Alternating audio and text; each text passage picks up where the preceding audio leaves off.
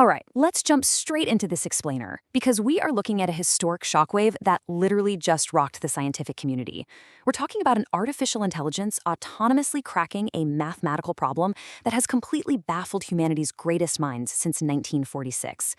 And it's crucial to remember what 1946 means here, right? This was an era way before modern computing. It was a time when pure human intellect formulated questions so profound they would outlast generations of thinkers. For decades, experts assumed they knew the exact boundaries of this puzzle. But in a single stroke, an AI proved everyone wrong. Now, this wasn't some rough approximation or, a clever parlor trick. What the machine produced was an ironclad journal-quality proof generated in a single query. And when we talk about journal quality in the realm of advanced mathematics, we are talking about an unbelievably strict standard of logical progression, where even a single flawed assumption invalidates the entire manuscript. Yet this is the very first AI-generated mathematical proof that top experts say actually meets and clears those rigorous, unyielding standards required for a top-tier math publication. 80 years. I really want to emphasize the sheer weight of 8 decades. For 80 long years, this problem sat completely unsolved by human intellect. Just think about how many brilliant minds, how many supercomputers, and how many entire academic careers have come and gone while this puzzle just sat there, kind of mocking the mathematics world. It was basically an enduring monument to the limits of our spatial reasoning. Section 1. The Architect of the Wall. To really grasp the magnitude of this breakthrough, we've got to talk about the man who built this mathematical wall in the first place. His name was Paul Erdős, and he was, frankly, an eccentric genius. This quote perfectly captures his legendary quirkiness. The guy literally lived for math. He traveled from home to home, show up at a fellow mathematician's doorstep, and just announce, "My brain is open." Then they would collaborate obsessively, working on mathematics for days straight, fueled almost entirely by coffee. He was also famous for offering actual cash bounties out of his own pocket for unsolved math problems, which turned his questions into the ultimate, highly coveted prizes for the world's brightest minds. And there was this incredible, stark contrast to how Erdős lived. On one side, you had his physical roots. He had almost zero worldly possessions, traveling the globe with just a single suitcase and relying heavily on the hospitality of his colleagues. But on the other side, his monumental, almost unmatched intellectual output. We're talking over 1,500 mathematical papers published during his lifetime.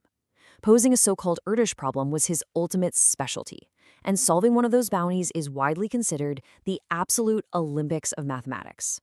So what's the actual problem? It's called the Erdős unit distance problem. Let's break it down into its absolute simplest terms. Imagine you're drawing dots on a flat piece of paper. Your goal is to arrange those dots to maximize the number of pairs that are exactly 1 inch or 1 unit apart. It's a problem characterized by deceptive simplicity. It's an elegant premise, but it hides an impenetrable geometric labyrinth the second you scale up the number of dots. And here is exactly where Erdős set the trap.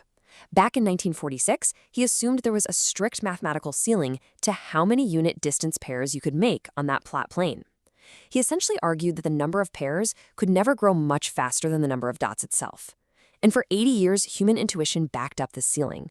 I mean, it made sense based on the standard geometric constraints of 2D space. If you draw too many overlapping circles with a 1-inch radius, the intersections become way too crowded and chaotic to form perfect pairs. Every human expert accepted this limitation. No one could formally prove him right, sure, but no one could prove him wrong either. Section 2. The machine's magic. Then we fast forward to early May 2026. OpenAI researcher Li J. Chen decides to feed this exact problem into an internal reasoning model. And notably, this wasn't even a specialized math AI. It was a general reasoning large language model. Let's walk through the mind-bending logic it used here.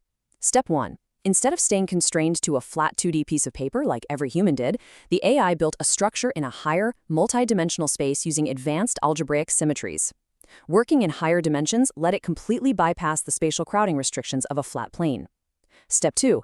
It mathematically figured out how to flatten that higher dimensional structure back down onto a 2D plane. It's almost like casting a really complex shadow onto the ground. And step 3, that specific shadow magically produced an arrangement of points with far more unit distances than Erdős's ceiling ever allowed. It completely shattered the human limit with alien geometry. The model's approach was honestly totally alien to standard human methods. In a single query, the AI generated hundreds of pages of clean, structured logic to bypass the collective blind spots that human experts had been stuck in for decades. And the truly remarkable part? It didn't hallucinate or lose the thread. It maintained absolute mathematical rigor across hundreds of pages of dense, theoretical geometry, executing a strategy humans simply couldn't visualize. Section 3. The Jury of Elites. Of course, OpenAI knew they couldn't just casually claim they solved an 80-year-old math problem without some serious, ironclad proof. So, they privately took this 2D shadow framework to a jury of the world's top mathematicians to verify the logic. And the raw impact of their reaction is just staggering. You have Cambridge University's Timothy Gowers, a Fields medalist, which is essentially the Nobel Prize of Mathematics, verifying the AI's flawless execution. Gowers went on the record to state that absolutely no AI has ever come close to this level of rigorous journal-quality proof. And this validation builds into a really incredible piece of irony. Back in October 2025, mathematician Thomas Bloom publicly embarrassed OpenAI by debunking a false claim they made about solving Erdős problems. He proved the AI had just retrieved existing solutions straight from its training data. Well, fast forward to May 2026, and that very same Thomas Bloom is officially co-authoring the paper validating this historic, genuine result. When your harshest, most highly credentialed critic thoroughly reviews the math and signs off on your breakthrough, that is the ultimate stamp of credibility. The scientific community was absolutely stunned by this. But they didn't just sit back. Human mathematicians immediately jumped into action. Princeton's Will Se-Win read the proof and within days published an elegant improvement to make the mathematical bound even more precise. 9 external mathematicians joined as co-authors to verify the reasoning.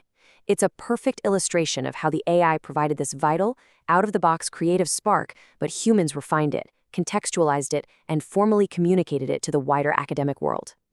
Section 4. The Paradigm Shift. So let's zoom out to the bigger picture for a second, because we're looking at a massive paradigm shift here. AI isn't just a clever autocomplete anymore.